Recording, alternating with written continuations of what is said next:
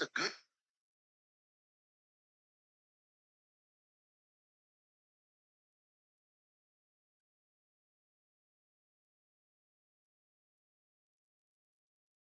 Hmm.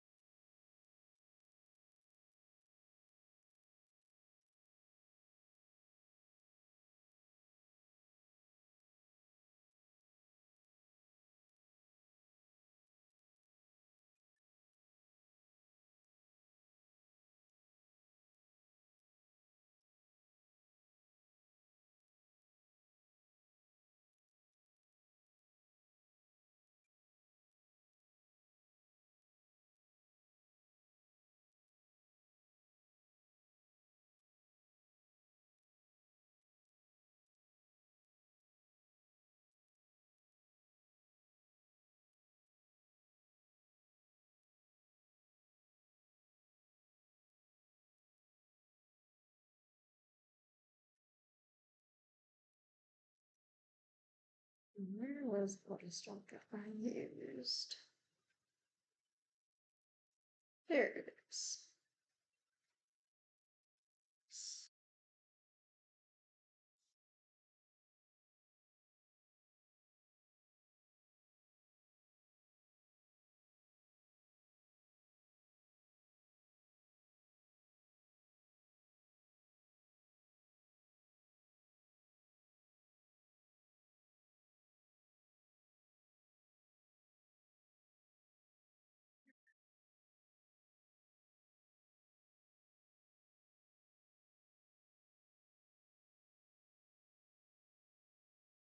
Welcome in. Tonight I'm going to be reading from a collection that I've had for a very long time. This is a collection of animal stories that I got at a scholastic book fair when I was a kid.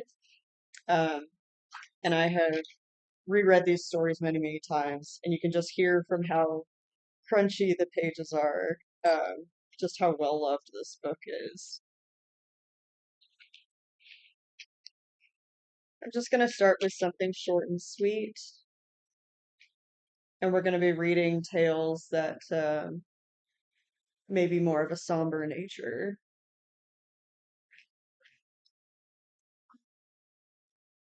The Birds Began to Sing by Janet Frame. The birds began to sing. There were 24 of them singing, and they were blackbirds. And I said, "What are you singing all day and night, in the sun and the dark and the rain, and in the wind that turns the tops of the trees silver?" "We are singing," they said. "We are singing, and we have just begun, and we've a long way to sing, and we can't stop, and we've got to go on, singing." The birds began to sing. I put on my coat and I walked in the rain over the hills.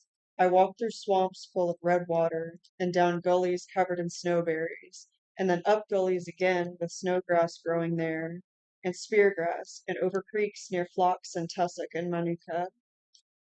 I saw a pine tree on top of a hill. I saw a skylark dipping and rising. I saw it was snowing somewhere over the hills, but not where I was. I stood on a hill and looked and looked. I wasn't singing. I tried to sing, but I couldn't think of the song. So I went back home to the boarding house where I live, and I sat on the stairs at the front and I listened. I listened with my head and my eyes and my brain and my hands, with my body. The birds began to sing. They were blackbirds sitting on the telegraph wires and hopping on the apple trees. There were 24 of them singing. "What is the song?" I said. "Tell me the name of the song." "I'm a human being, and I read books, and I hear music, and I like to see things in print. I like to see vivace andante words, by music, by performed by, written for." So I said, "What is the name of the song? Tell me, and I will write it, and you can listen at my window when I get the finest musicians in the country to play it. and you will feel so nice to hear your song, so tell me the name. They stopped singing.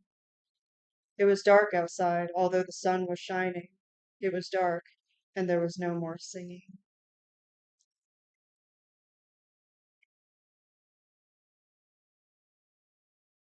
Welcome in. So I like that one, even though it is incredibly short. And the description that they give beforehand says an exquisite prose poem about seeing, about listening, about being. Uh, and it says the author, she felt life keenly and spent many long years searching for the name of the song. But I kind of think it's interesting. I see it from the perspective of this person is they're trying too hard to grasp what it is that they want in life, to the point that they are forgetting to experience the journey. And so instead of enjoying the song because they are hearing for the song that they're searching for the name of, they're hearing it and they can listen to it and make it beautiful, but they kind of keep pestering the birds and wanting to ask them, what's the name of it? And maybe the name doesn't matter. But I figured that would be a good one to start with, just like short and sweet. And then I can move on to some other ones. And I actually have my story list here with me tonight. So I don't know if you can see the whole thing, but that's what I plan to make it through this evening. And so let's see. Okay, so next is going to be Darwin. This one I don't remember very well, so see how this goes. But I think it's like a story of some of Charles Darwin's explorations. So let me see where this is.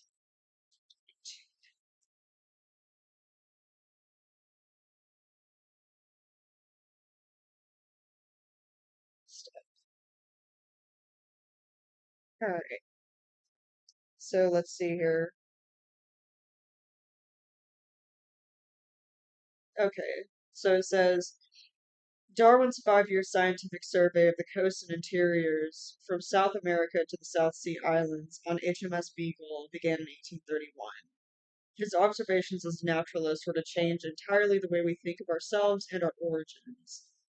Published in 1839 and written as a journal, this is a true tale of never to be forgotten adventures, of wonderful encounters with animals of all kinds, but written as always as a scientist, closely observed and meticulously recorded. So this will be really interesting because I've never actually read any uh, of Darwin's works before. We get taught all about it in school and everything, and yet I've never actually read it. So this is The Voyage of the Beagle by Charles Darwin. October 8th. We arrived at James Island. This island, as well as Charles Island, were long since thus named after our kings of the Stuart line. Mr. Bino, myself, and our servants were left here for a week with provisions in a tent, while the Beagle went for water. We found here a party of Spaniards who had been sent from Charles Island to dry fish and to salt tortoise meat. About 6 miles inland, and at the height of nearby 2,000 feet, a hovel had been built in which two men lived, who were employed in catching tortoises, while the others were fishing on the coast. I paid this party 2 visits, and slept there one night.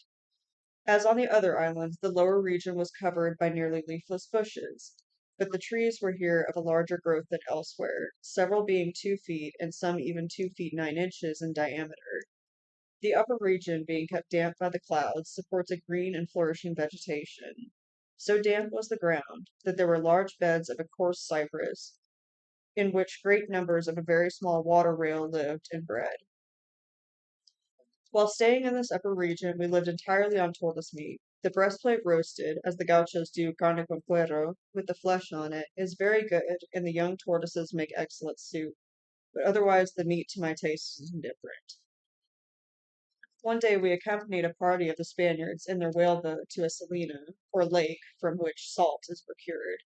After landing, we had a very rough walk over a rugged field of recent lava, which has almost surrounded a tough crater at the bottom of which the salt lake lies.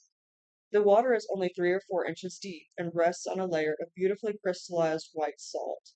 The lake is quite circular and is fringed with a border of bright green succulent plants. The almost precipitous walls of the crater are clothed with wood, so that the scene was altogether both picturesque and curious. A few years since, the sailors belonging to a sealing vessel murdered their captain in this quiet spot, and we saw his skull lying among the bushes. During the greater part of our stay of a week, the sky was cloudless, and if the trade wind failed for an hour, the heat became very oppressive. On 2 days, the thermometer within the tent stood for some hours at 93 degrees, but in the open air, in the wind and sun, at only 85 degrees.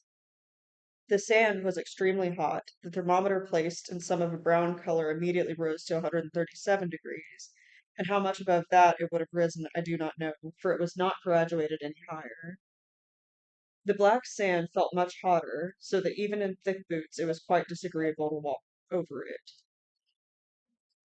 The natural history of these islands is eminently curious and well deserves attention. Most of the organic productions are aboriginal creations found nowhere else. There is even a difference between the inhabitants of the different islands, yet all show a marked relationship with those of America, though separated from that continent by an open space of ocean between 500 and 600 miles in width.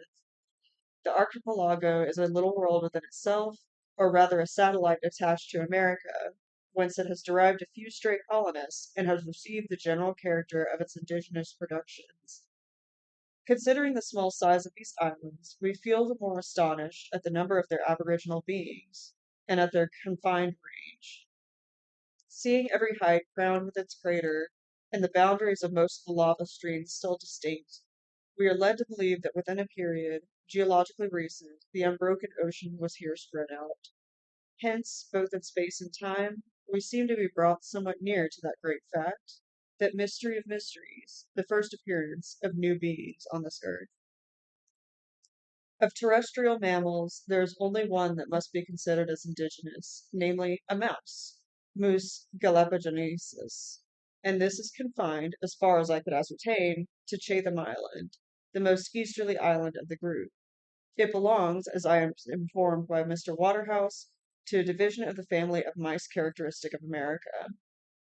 At James Island, there is a rat sufficiently distinct from the common kind to which have been named and described by Mr. Waterhouse, but as it belongs to the Old World division of the family, and as this island has been frequented by ships for the last 150 years, I can hardly doubt that this rat is merely a variety, produced by the new and peculiar climate, food, and soil to which it has been subjected.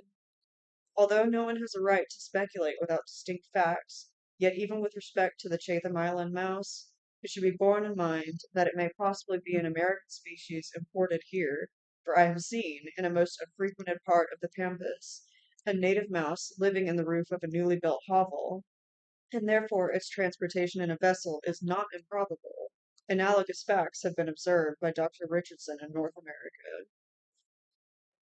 We will now turn to the order of reptiles, which gives the most striking character to the zoology of these islands. The species are not numerous, but the numbers of individuals of each species are extraordinarily great.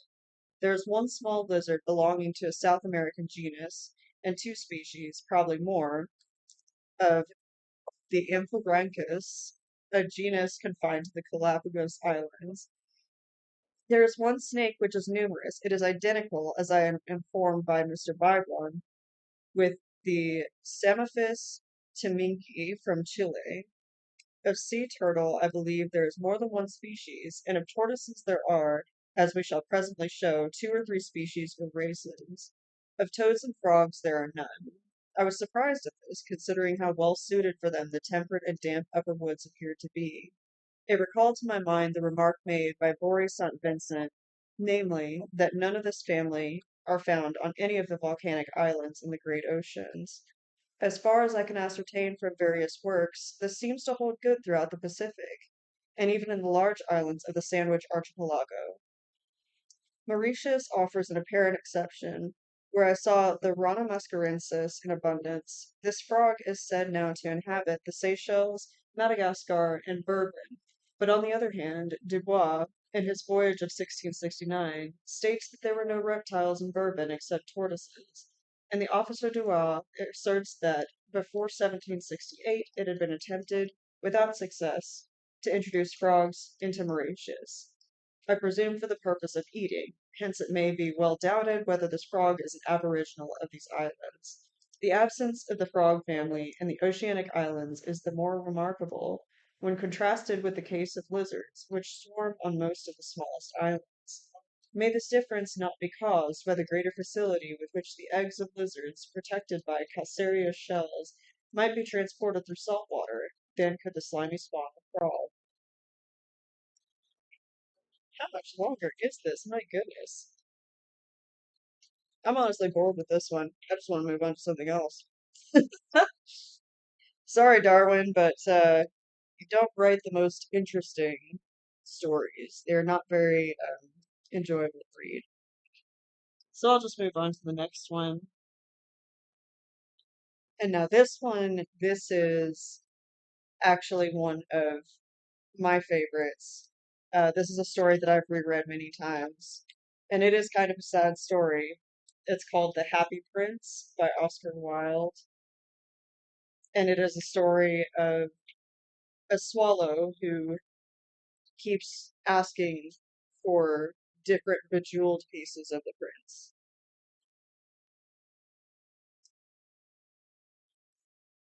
The Happy Prince by Oscar Wilde. High above the city, on a tall column, stood the statue of the Happy Prince. He was gilded all over with thin leaves of fine gold. For eyes he had two bright sapphires, and a large red ruby glowed on his sword hilt. He was very much admired indeed. He is as beautiful as a weathercock, remarked one of the town councillors, who wished to gain a reputation for having artistic tastes. Only not quite so useful, he added, fearing lest people should think him unpractical, which he really was not. Why can't you be like the Happy Prince? Asked the sensible mother of her little boy, who was crying for the moon. The Happy Prince never dreams of crying for anything. I'm glad there is someone in the world who is quite happy, muttered a disappointed man as he gazed at the wonderful statue. He looks just like an angel, said the charity children as they came out of the cathedral in their bright scarlet cloaks and their clean white pinafores. How do you know? Said the mathematical master. You have never seen one. Ah, but we have in our dreams, answered the children. And the mathematical master frowned and looked very severe, for he did not approve of children dreaming. One night there flew over the city a little swallow. His friends had gone away to Egypt 6 weeks before, but he had stayed behind, for he was in love with the most beautiful reed. He had met her early in the spring as he was flying down the river after a big yellow moth, and had been so attracted by her slender waist that he had stopped to talk to her. Shall I love you? Said the swallow, who liked to come to the point at once, and the reed made him a low bow. So he flew around and around her, touching the water with his wings and making silver ripples. This was his courtship, and it lasted all through the summer. It is a ridiculous attachment, twittered the other swallows. She has no money and far too many relations. And indeed the river was quite full of reeds. Then, when autumn came, they all flew away. After they had gone, he felt lonely, and began to tire of his lady love. She has no conversation, he said, and I am afraid that she is a coquette, for she is always flirting with the wind. And certainly, whenever the wind blew, the reed made the most grateful curtsies. I admit that she is domestic, he continued, but I love traveling, and my wife, consequently, should love traveling also. Will you come away with me? He said finally to her, but the reed shook her head. She was so attached to her home. You have been trifling with me, he cried. I am off to the pyramids. Goodbye. And he flew away. All day long, and at night time, he arrived at the city. Where shall I put up? He said. I hope the town has made preparations. Then he saw the statue on the tall column. I will put up there, he cried. It is a fine position, with plenty of fresh air. So he alighted just between the feet of the happy prince. I have a golden bedroom, he said softly to himself as he looked around, and he prepared to go to sleep. But just as he was putting his head under his wing, a large drop of water fell. What a curious thing, he cried. There is not a single cloud in the sky, the stars are quite clear and bright, and yet it is raining. The climate in the north of Europe is really dreadful. The reed used to like the rain, but that was merely her selfishness. Then another drop fell. What is the use of a statue if it cannot keep the rain off? He said. I must look for a good chimney pot, and he determined to fly away. But before he had opened his wings, a third drop fell, and he looked up and saw, ah, what did he see? The eyes of the happy prince were filled with tears, and tears were running down his golden cheeks. His face was so beautiful in the moonlight that the little swallow was filled with pity. Who are you? He said. I am the happy prince. Why are you weeping then? Asked the swallow. You have quite drenched me. When I was alive and had a human heart, answered the statue, I did not know what tears were, for I lived in the palace of Sanssouci, where sorrow is not allowed to enter. In the daytime I played with my companions in the garden, and in the evening I led the dance in the great hall. Around the garden ran a very lofty wall, but I never cared to ask what lay beyond it. Everything around me was so beautiful. My courtiers called me the happy prince, and happy indeed I was, if pleasure be happiness. So I lived, and so I died. And now that I am dead, they have set me up here so high that I can see all the ugliness and all the misery of my city, and though my heart is made of lead, yet I cannot but choose to weep. What? Is he not solid gold? Said the swallow to himself. He was too polite to make any personal remarks out loud. Far away, continued the statue in a low musical voice, far away in a little street there is a poorhouse. One of the windows is open, and through it I can see a woman seated at a table. Her face is thin and worn, and she has coarse red hands, all pricked by the needle, for she is a seamstress. She is embroidering passion flowers on a satin gown for the loveliest of the queen's maids of honor to wear at the next court ball. In a bed in the corner of the room, her little boy is lying ill. He has a fever and is asking for oranges. His mother has nothing to give him but river water, so he is crying. Swallow, swallow, little swallow, will you not bring her the ruby out of my sword hilt? My feet are fastened to this pedestal, and I cannot move. I am waited for in Egypt, said the swallow. My friends are flying up and down the Nile and talking to the large lotus flowers. Soon they will go to sleep in the tomb of the great king. The king is there himself in his painted coffin. He is wrapped in yellow linen and embalmed with spices. Around his neck is a chain of pale green jade, and his hands are like withered leaves. Swallow, swallow, little swallow, said the prince. Will you not stay with me for one night and be my messenger? The boy is so thirsty, and the mother so sad. I don't think I like boys, answered the swallow. Last summer, when I was staying in the river, there were two rude boys, the miller's sons, who were always throwing stones at me. They never hit me, of course. We swallows fly far too well for that. And besides, I come of a family famous for its agility, but still, it was a mark of disrespect. But the happy prince looked so sad that the little swallow was sorry. It is very cold here, he said, but I will stay with you for one night and be your messenger. Thank you, little swallow, said the prince. So the swallow picked out the great ruby from the prince's sword and flew away with it in his beak over the roofs of the town. He passed by the cathedral tower where the white marble angels were sculptured. He passed by the palace and heard the sound of dancing. A beautiful girl came out on the balcony with her lover. How wonderful the stars are, he said to her, and how wonderful is the power of love. I hope my dress will be ready in time for the state ball, she answered. I have ordered passion flowers to be embroidered on it, but the seamstresses are so lazy. He passed over the river and saw the lanterns hanging to the masts of the ships. He passed over the ghetto and saw the old Jews bargaining with each other and weighing out money in proper scales. At last he came to the poorhouse and looked in. The boy was tossing feverishly on his bed, and the mother had fallen asleep. She was so tired. In he hopped, and laid the great ruby on the table beside the woman's thimble. Then he flew gently round the bed, fanning the boy's forehead with his wings. How cool I feel, said the boy. I must be getting better. And he sank into a delicious slumber. Then the swallow flew back to the happy prince and told him what he had done. It is curious, he remarked, but I feel quite warm now, although it is so cold. That is because you have done a good action, said the prince, and the little swallow began to think, and then he fell asleep. Thinking always made him sleepy. When day broke, he flew down to the river and had a bath. What a remarkable phenomenon, said the professor of ornithology as he was passing over the bridge. A swallow in winter! And he wrote a long letter about it to the local newspaper. Everyone quoted it. It was full of so many words that they could not understand. Tonight I go to Egypt, said the swallow, and he was in high spirits at the prospect. He visited all the public monuments and sat a long time on top of the church steeple. Whenever he went, the sparrows chirruped and said to each other, "What a distinguished stranger!" So he enjoyed himself very much.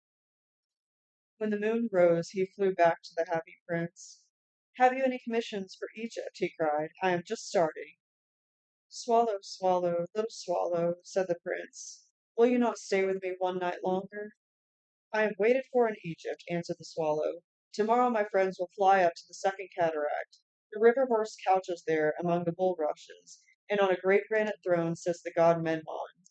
All night long he watches the stars, and when the morning star shines he utters one cry of joy, and then he is silent. At noon the yellow lions come down to the water's edge to drink. They have eyes like green beryls, and their roar is louder than the roar of the cataract." "Swallow, swallow, little swallow," said the prince. "Far away, across the city, I see a young man in a garret. He is leaning over a desk covered with papers, and in a tumbler by his side there is a bunch of withered violets. His hair is brown and crisp, and his lips are as red as a pomegranate, and he has large and dreamy eyes. He is trying to finish a play for the director of the theatre, but he is too cold to write any more. There is no fire in the grate, and hunger has made him faint." "I will wait with you one night longer," said the swallow, who really had a good heart. "Shall I take him another ruby?" "Alas, I have no ruby now," said the prince. "My eyes are all that I have left. They are made of rare sapphires, which were brought out of India 1,000 years ago. Pluck one of them out and take it to him. He will sell it to the jeweler and buy food and firewood and finish his play." "Dear prince," said the swallow, "I cannot do that."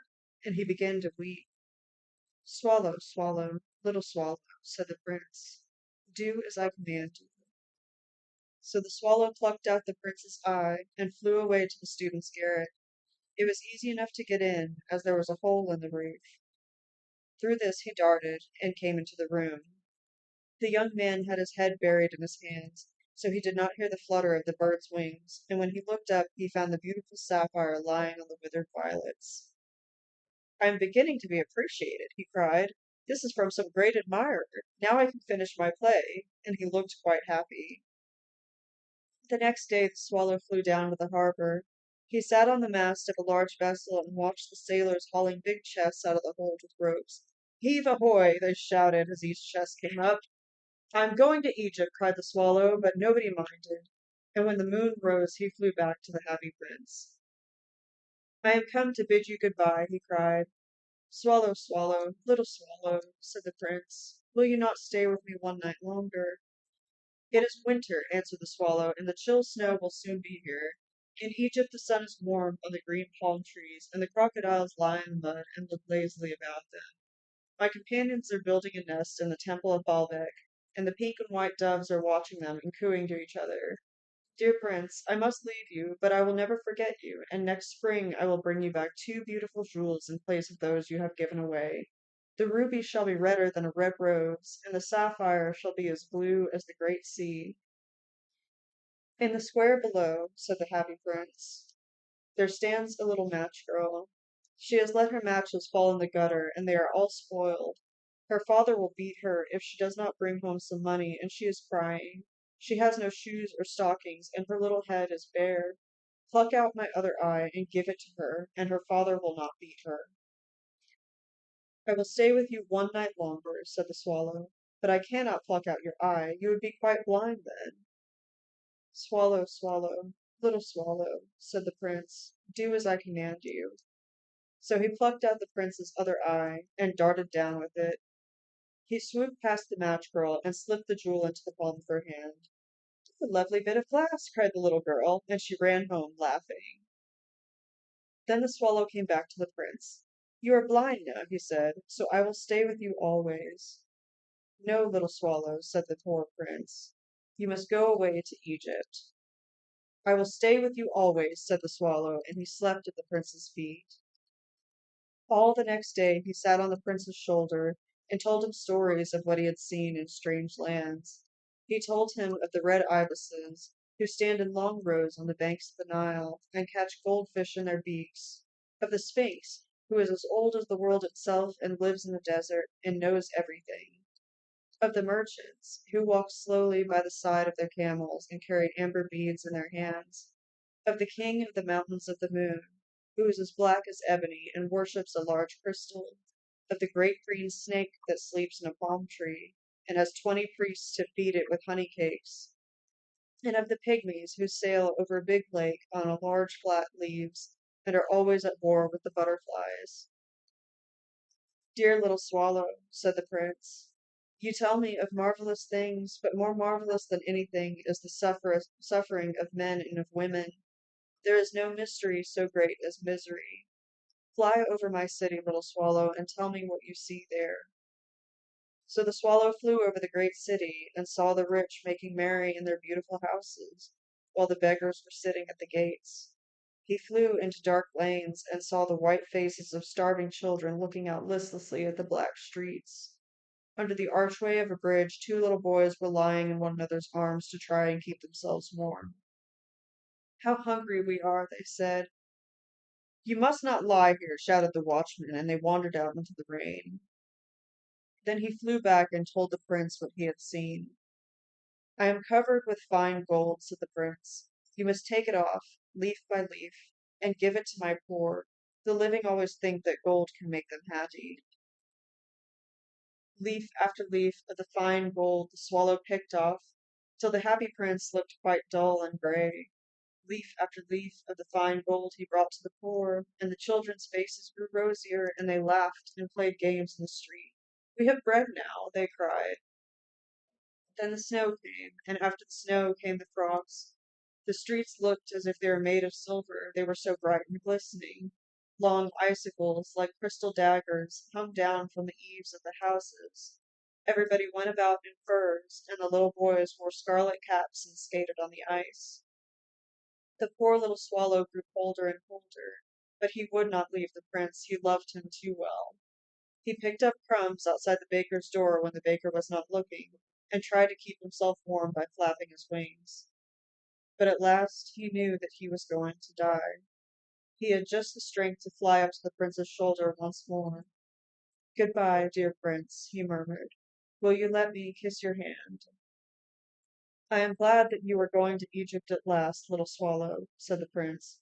You have stayed too long here, but you must kiss me on the lips, for I love you.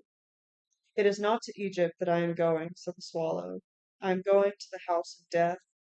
Death is the brother of sleep, is he not? And he kissed the happy prince on the lips and fell down dead at his feet. At that moment, a curious crack sounded inside the statue as if something had broken. The fact is that the leaden heart had snapped right in two. It certainly was a dreadfully hard frost. Early the next morning, the mayor was walking in the square below in company with the town councillors. As they passed the column, he looked up at the statue. Dear me, how shabby the happy prince looks, he said.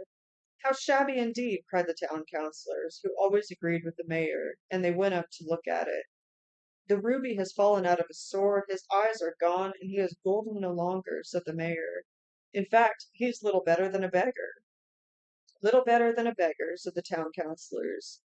And here is actually a dead bird at his feet, continued the mayor. We must really issue a proclamation that birds are not allowed to die here. And the town clerk made a note of the suggestion. So they pulled down the statue of the happy prince. As he is no longer beautiful, he is no longer useful, said the art professor at the university. Then they melted the statue in a furnace, and the mayor held a meeting of the corporation to decide what was to be done with the metal. We must have another statue, of course, he said, and it shall be a statue of myself. Of myself, said each of the town councillors, and they quarreled. When I last heard of them, they were quarreling still. What a strange thing, said the overseer of the workmen of the foundry. This broken lead heart will not melt in the furnace. We must throw it away. So they threw it on a dust heap where the dead swallow was also lying. Bring me the two most precious things in the city, said God to one of his angels. And the angel brought him the leaden heart and the dead bird. You have rightly chosen, said God, for in my garden of paradise this little bird shall sing for evermore, and in my city of gold the happy prince shall praise me. I love the happy prince so much. It's been a long time since I've read that story. But yeah, it's very touching and very tragic as well. Just that in the end, all that people see is how ugly the statue looks, and they don't see all of the good deeds that he and the swallow have done for the city. Um, yeah, it just really gets to me. But still, they were the two who were the best because they gave absolutely everything to take care of everyone else. They gave all that they didn't need. But yeah, that's been one of my favorites for a long time. So let me just readjust here a little bit, get more cozy. My cat's asleep up here. She's definitely hanging out. And let's see. Okay, so we decided to go for Androcles and Lion. Let's see if I can get this to stay quiet. It doesn't want to. I do need a little bit of water though. My throat's getting a little bit rusted.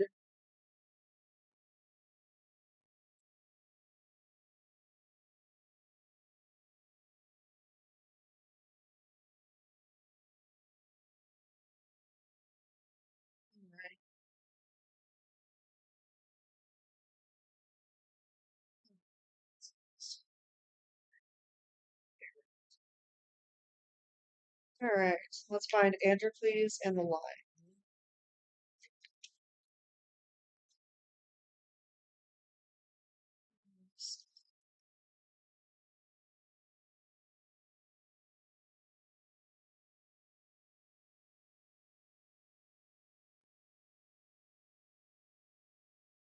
Alright, so this is a retelling of the story. I'm not sure who the original writer of this story is, but this is retold by Andrew Lang. Androcles and the Lion. Many hundred years ago, there lived in the north of Africa a poor Roman slave called Androcles. His master held great power and authority in the country, but he was a hard, cruel man, and his slaves led a very unhappy life. They had little to eat, had to work hard, and were often punished and tortured if they failed to satisfy their master's caprices. For long, Androcles had borne with the hardships of his life, but at last he could bear it no longer, and he made up his mind to run away. He knew that it was a great risk, for he had no friends in that foreign country with whom he could seek safety and protection, and he was aware that if he was overtaken and caught, he would be put to a cruel death. But even death, he thought, would not be so hard as the life he now led, and it was possible that he might escape to the sea-coast, and somehow, some day, get back to Rome and find a kinder master. So he waited till the old moon had waned to a tiny gold thread in the skies, and then, one dark night, he slipped out of his master's house, and creeping through the deserted forum and along the silent town, he passed out of the city into the vineyards and cornfields lying outside the walls. In the cool night air he walked rapidly. From time to time he was startled by the sudden barking of a dog, or the sound of voices coming from some late revelers in the villas that stood beside the road along which he hurried. But as he got farther into the country, these sounds ceased, and there was silence and darkness all around him. When the sun rose, he had already gone many miles away from the town in which he had been so miserable. But now a new terror oppressed him, the terror of great loneliness. He had got into a wild, barren country where there was no sign of human habitation. A thick growth of low trees and thorny mimosa bushes spread out before him, and as he tried to thread his way through them, he was severely scratched, and his scant garments were torn by the long thorns. Besides, the sun was very hot, and the trees were not high enough to afford him any shade. He was worn out with hunger and fatigue, and he longed to lie down and rest. But to lie down in that fierce sun would have meant death, and he struggled on, hoping to find some wild berries to eat and some water to quench his thirst. But when he came out of the scrub wood, he found he was as badly off as before. A long, low line of rocky cliffs rose before him, but there were no houses, and he saw no hope of finding food. He was so tired that he could not wander farther, and seeing a cave which looked cool and dark in the side of the cliffs, he crept into it, and stretching his tired limbs on the sandy floor, fell fast asleep. Suddenly he was awakened by a noise that made his blood run cold. The roar of a wild beast sounded in his ears, and as he started trembling and in terror to his feet, he beheld a huge tawny lion, with great glistening white teeth, standing in the entrance of the cave. It was impossible to fly, for the lion barred the way. Immovable with fear, Androcles stood rooted to the spot, waiting for the lion to spring on him and tear him limb from limb. But the lion did not move. Making a low moan, as if in great pain, it stood licking its huge paw, from which Androcles now saw that blood was flowing freely. Seeing the poor animal in such pain, and noticing how gentle it seemed, Androcles forgot his own terror, and slowly approached the lion, who held up its paw as if asking the man to help it. Then Androcles saw that a monster thorn had entered the paw, making a deep cut and causing great pain and swelling. Swiftly but firmly he drew the thorn out and pressed the swelling to try to stop the flowing of the blood. Relieved of the pain, the lion quietly laid down at Androcles' feet, slowly moving his great bushy tail from side to side as a dog does when it feels happy and comfortable. From that moment, Androcles and the lion became devoted friends. After lying for a little while at his feet, licking the forewounded paw, the lion got up and limped out of the cave.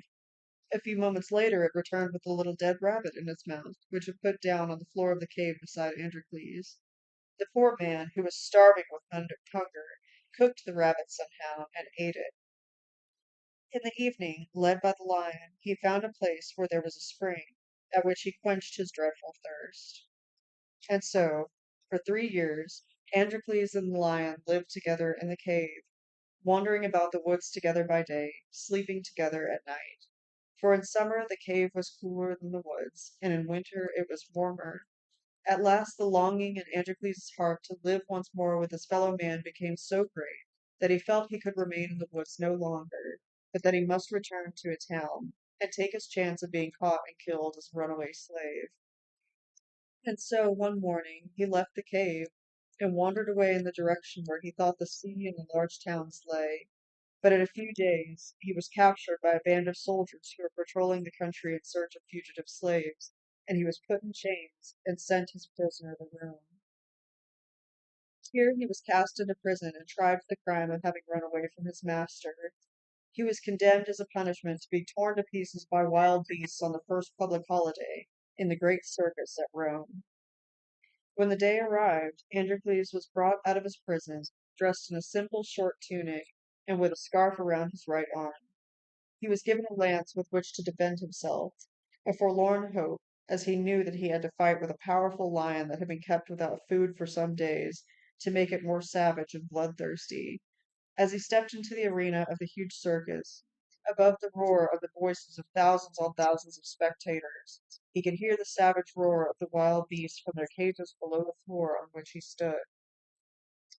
Of a sudden, the silence of expectation fell on the spectators, for a signal had been given, and the cage containing the lion with which Androcles had to fight had been shot up into the arena from the floor below.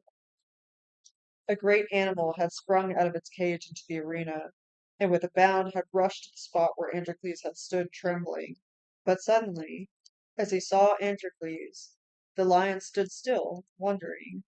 Then, quickly but quietly, it approached him, and gently moved its tail and licked the man's hands, and fawned upon him like a great dog. And Androcles patted the lion's head, and gave a sob of recognition, for he knew that it was his own lion with whom he had lived and lodged all those months and years. And, seeing this strange and wonderful meeting between man and the wild beast, All the people marveled, and the emperor, from his high seat above the arena, sent for Androcles and bade him tell his story and explain this mystery.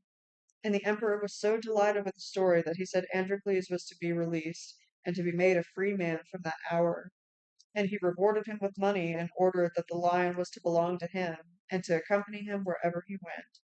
And when the people in Rome met Androcles walking, followed by his faithful lion, they used to point at them and say, "That is the lion, the guest of the man, and that is the man, the doctor of the lion." Yeah, that was just a sweet one. And I mean, you hear stories in real life like that all the time, um, where people have bonded with wild animals, where they either like did something to help them, or they were responsible for raising them for release into the wild. Uh, and then they have these really heartfelt reunions with the animals, and they kind of wonder, if the animals are going to recognize them, and they clearly do. The videos of like people reuniting lions kind of with lions like scare me a little bit because lions are they don't seem to be aware of how big and strong they are in comparison to humans. So they'll just run right up and like leap on top of these guys and like bear hugging them, like rubbing their faces all over them really hard and stuff. And I'm like, I'd be terrified. I would be absolutely terrified. All right, well, I'm gonna have a sip of water again before I move to the next story.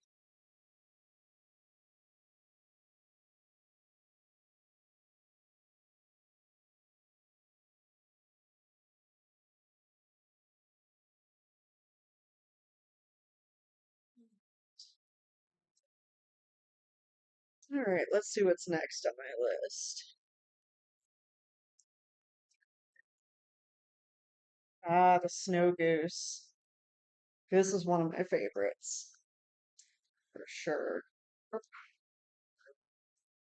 Also a beautiful and sad story. This one is actually just an excerpt, though. So there's much more to the story which I have not read, but even just this excerpt uh, was really pretty. I should actually see if I can find this book, though, and read the whole thing, because I'm curious. All right, this is The Snow Goose by Paul Gallico. One November afternoon, 3 years after Ryodar had come to the great marsh, a child approached the lighthouse studio by means of the sea wall. In her arms she carried a burden. She was no more than 12, slender, dirty, nervous, and timid as a bird, but beneath the grime as eerily beautiful as a marsh fairy. She was pure Saxon, large boned, fair, with a head to which her body was yet to grow, and deep set, violet colored eyes. She was desperately frightened of the ugly man she had come to see, for legend had already begun to gather about Ryodar, and the native wildfowlers hated him for interfering with their sport. But greater than her fear was the need of that which she bore, for locked in her child's heart was the knowledge, picked up somewhere in the swampland, that this ogre who lived in the lighthouse had magic that could heal injured things. She had never seen Ryodar before, and was close to fleeing in panic at the dark apparition that appeared at the studio door, drawn by her footsteps, the black head and beard, the sinister hump, and the crooked claw. She stood there staring, poised like a disturbed marsh bird for instant flight. But his voice was deep and kind when he spoke to her. "What is it, child?" She stood her ground, and then edged timidly forward. The thing she carried in her arms was a large white bird, and it was quite still. There were stains of blood on its whiteness, and on her kirtle where she had held it to her. The girl placed it in his arms. "I found it, sir. It's hurted. Is it still alive?" "Yes, yes, I think so. Come in, child, come in." Ryodar went inside, bearing the bird, which he placed upon a table, where it moved feebly. Curiosity overcame fear. The girl followed and found herself in a room warmed by a coal fire, shining with many colored pictures that covered the walls, and full of a strange but pleasant smell. The bird fluttered. With his good hand, Ryder spread out one of its immense white pinions. The end was beautifully tipped with black. Ryder looked and marveled and said, "Child, where did you find it?" "In the marsh, sir, where fowlers had been." "What, what is it, sir?" "It's a snow goose from Canada. But how in all heaven came it here?" The name seemed to mean nothing to the little girl. Her deep violet eyes, shining out of the dirt on her thin face, were fixed with concern on the injured bird. She said, "Can I heal it, sir?" "Yes, yes," said Ryodar. "We will try. Come, you shall help me." There were scissors and bandages and splints and a shelf, and he was marvelously deft, even with the crooked claw that managed to hold things. He said, "Ah, she's been shot, poor thing. Her leg is broken and the wing tip, but not badly. See, we will clip her primaries so that we can bandage it, but in the spring the feathers will grow and she will be able to fly again. We'll bandage it close to her body so that she cannot move it until it is set, and then make a splint for the poor leg." Her fears forgotten, the child watched, fascinated, as he worked, and all the more so because while he fixed a fine splint to the shattered leg, he told her the most wonderful story. The bird was a young one, no more than a year old. She was born in a northern land far, far across the seas, a land belonging to England. Flying to the south to escape the snow and ice and bitter cold, a great storm had seized her and whirled and buffeted her about. It was a truly terrible storm, stronger than her great wings, stronger than anything. For days and nights it held her in its grip, and there was nothing she could do but fly before it. When finally it had blown itself out and her sure instincts took her south again, she was over different land and surrounded by strange birds that she had never seen before. At last, exhausted by her ordeal, she had sunk to rest in a friendly green marsh, only to be met by the blast from the hunter's gun. A bitter reception for a visiting princess, concluded Ryodar. We will call her La Princesse Perdue, the Lost Princess. In a few days she will be feeling much better. See. He reached into his pocket and produced a handful of grain. The snow goose opened its round yellow eyes and nibbled at it. The child laughed with delight, and then suddenly caught her breath with alarm as the full import of where she was pressed in upon her, and without a word she turned and fled out the door. "Wait, wait!" cried Ryodar, and went to the entrance, where he stopped so that it framed his dark bulk. The girl was already fleeing down the sea wall, but she paused at his voice and looked back. "What is your name, child?" "Frith." "Eh?" said Ryodar. "Frida, I suppose. Where do you live?" "We de fisher folk at Wiggledroth." She gave the name the old Saxon pronunciation. "Will you come back tomorrow or the next day to see how the princess is getting along?" She paused, and again Ryder must have thought of the wild water birds caught motionless in that split second of alarm before they took to flight. But her thin voice came back to him. "Aye!" And then she was gone, with her fair hair streaming out behind her.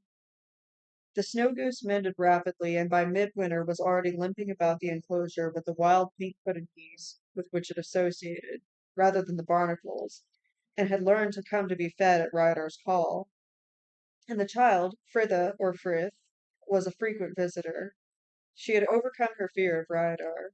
Her imagination was captured by the presence of this strange white princess from a land far over the sea, a land that was all pink, as she knew from the map that Ryder showed her, in which they traced the stormy path of the lost bird from its home in Canada to the great marsh of Essex. Then one June morning, a group late of pink feet, fat and well fed from winter at the lighthouse, answered the stronger call of the breeding grounds and rose lazily, climbing into the sky in ever widening circles.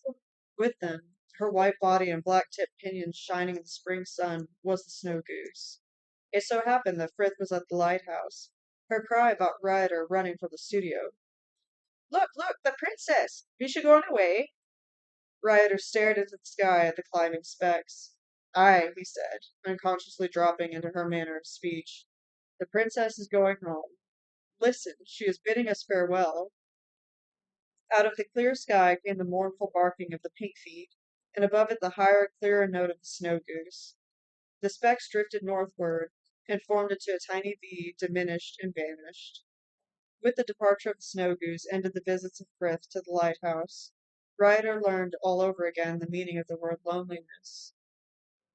That summer, out of his memory, he painted a picture of a slender, grime-covered child, her fair hair blown by November storm, who bore in her arms a wounded white bird. In mid-October the miracle occurred. Rioter was in his enclosure, feeding his birds. A grey northeast wind was blowing, and the land was sighing beneath the incoming tide. Above the sea and the wind noises he heard a clear, high note. He turned his eyes upward to the evening sky in time to see an infinite speck, then a black and white pinioned dream that circled the lighthouse once, and finally a reality that dropped to the earth in the pen and came waddling forward importantly to be fed, as though she had never been away. It was the snow goose. There was no mistaking her. Tears of joy came to Rioter's eyes. Where had she been? Surely not home to Canada. No, she must have summered in Greenland or Spitzbergen with the pink feet. She had remembered and had returned.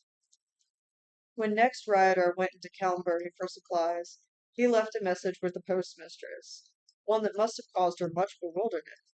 He said, "Tell Frith, who lives with the fisherfolk at Wickledroth, that the lost princess has returned." 3 days later, Frith, taller, still tousled and unkempt, came shyly to the lighthouse to visit La Princesse Perdue. Time passed. On the great marsh it was marked by the height of the tides, the slow march of the season, the passage of the birds, and, for Ryodar, by the arrival and departure of the snow goose. The world outside boiled and seethed and rumbled with the eruption that was soon to break forth and come close to marking its destruction. But not yet did it touch upon Ryodar, or for that matter Frith. They had fallen into a curious natural rhythm, even as the child grew older. When the snow goose was at the lighthouse, then she came too, to visit and learn many things from Ryodar. They sailed together in his speedy boat, that he handled so skilfully. They caught wildfowl for the ever-increasing colony, and built new pens and enclosures for them. From him she learned the lore of every wild bird from gull to gyrfalcon that flew the marshes. She cooked for him sometimes, and even learned to mix his paints. But when the snow goose returned to its summer home, it was as though some kind of bar was up between them, and she didn't come to the lighthouse. One year the bird did not return, and Ryodar was heartbroken. All things seemed to have ended for him. He painted furiously through the winter and the next summer, and never once saw the child. But in the fall the familiar cry once more rang from the sky, and the huge white bird, now at its full growth, dropped from the skies as mysteriously as it had departed. Joyously, Ryodar sailed his boat into Kelmbury and left his message with the postmistress. Curiously, it was more than a month after he had left the message before Frith reappeared at the lighthouse, and Ryodar, with a shock, realized that she was a child no longer. After the year in which the bird had remained away, its periods of absence grew shorter and shorter. It had grown so tame that it followed Ryodar about and even came to the studio while he was working. In the spring of 1940, the birds migrated early from the Great Marsh. The world was on fire. The whine and roar of the bombers and the thudding explosions frightened them. The first day of May, Frith and Ryodar stood shoulder to shoulder on the sea wall and watched the last of the unpinioned pink feet and barnacle geese rise from their sanctuary. She, tall, slender, free as air and hauntingly beautiful. He, dark, grotesque, his massive bearded head raised to the sky, his glowing eyes watching the geese form their flight tracery. Philip, Frith said. Ryodar followed her eyes. The snow goose had taken flight, her giant wings spread, but she was flying low, and once came quite close to them, so that for a moment the spreading black-tipped white pinions seemed to caress them, and they felt the rush of the bird's swift passage. Once, twice, she circled the lighthouse, then dropped to the earth again, in the enclosure with the pinioned geese. Oh, hold on. It just wants me to check in. It wants to make sure I'm still alive. But we'll finish this story. She begs going, said Frith, with marvel in her voice. The bird in its close passage seemed to have woven a kind of magic about her. The princess be going to stay. Aye, said Rydar, and his voice was shaken too. She'll stay. She will never go away again. The lost princess is lost no more. This is her home now, of her own free will. The spell the bird had girt about her was broken, and Frith was suddenly conscious of the fact that she was frightened, and the things that frightened her were in Ryadar's eyes, the longing and the loneliness and the deep, welling, unspoken things that lay in and behind them as he turned them upon her. His last words were repeating themselves in her head as though he had said them again. This is her home now, of her own free will. The delicate tendrils of her instincts reached to him and carried to her the message of the things he could not speak because of what he felt himself to be, misshapen and grotesque. And where his voice might have soothed her, her fright grew greater at his silence and the power of the unspoken things between them. The woman in her bade her take flight from something that she was not yet capable of understanding. Frith said, I must go. Goodbye. I'll be glad that the princess will stay. You'll not be so alone now. She turned and walked swiftly away, and his sadly spoken "Goodbye, Frith" was only a half-heard ghost of a sound borne to her ears above the rustling of the marsh grass. She was far away before she dared turn for a backward glance. He was still standing on the sea-wall, a dark speck against the sky. Her fear had stilled now. It had been replaced by something else, a queer sense of loss that made her stand quite still for a moment, so sharp was it. Then, more slowly, she continued on, away from the skyward pointing finger of the lighthouse and the man beneath it.